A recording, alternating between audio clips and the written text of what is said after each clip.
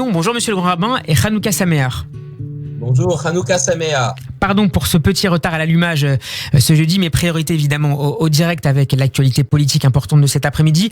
Je rappelle que vous êtes le grand rabbin de Metz et de la Moselle, conseiller du grand rabbin de France et du président des consistoires pour les questions d'abattage. Vous vous intéressez cet après-midi évidemment à la fête de Hanouka, notamment dans son versant halachique.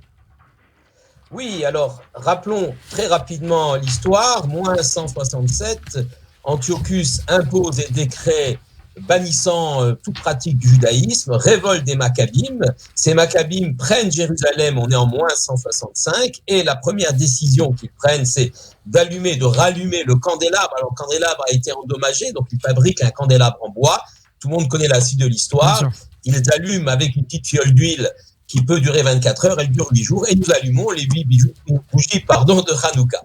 Bon, ça, c'est l'histoire que tout le monde connaît. Mais il faut déjà comprendre pourquoi les Maccabim ont voulu les révolter. D'abord, rallumer cette menorah du temple de Jérusalem. Il y avait bien d'autres choses à faire, organiser l'État qui vient d'être indépendant, se défendre contre les Grecs qui risquent de revenir.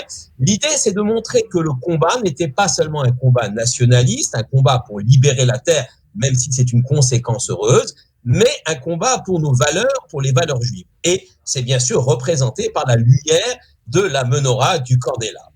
Alors, il y a une discussion fameuse dans le traité de Shabbat entre Hillel et Shammai. Shammai pense qu'il faut allumer les bougies par ordre décroissant, 8, 7, 6, 5, etc. Hillel pense, et nous faisons bien sûr la halakha, la loi comme lui, 1, 2, 3, 4, 5 par ordre croissant. D'où vient cette discussion ? On a un très beau commentaire du Rav Zevin qui nous explique que toute la discussion est entre le feu et la lumière, le feu et la flamme. Our en araméen est le feu, or est la lumière en hébreu. Shammai, lui, met l'accent sur le combat militaire, sur la destruction, sur la lutte directe, la confrontation avec le mal. Donc au début, il y a beaucoup de mal à détruire, donc 8 flammes, et puis ce mal va en ordre décroissant, on arrive à vaincre les Grecs, à les chasser, à la fin, on a besoin que d'un tout petit peu de feu. Alors que Hillel pense que s'attaquer au mal de front était peut-être nécessaire à l'époque des Maccabim, mais aujourd'hui c'est peut-être un peu difficile. Et il faut donc, pour chasser finalement l'obscurité, un petit peu de lumière.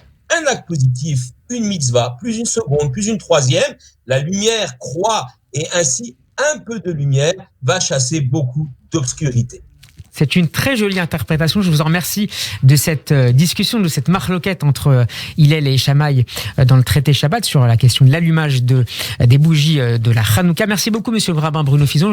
Je renvoie Hanouka Sameach et puis je renvoie nos auditeurs très chaleureusement à la lecture de votre dernier livre Et Dieu créa l'animal. Shabbat Shalom, Hanouka Sameach, Chodesh Tov et puis à jeudi.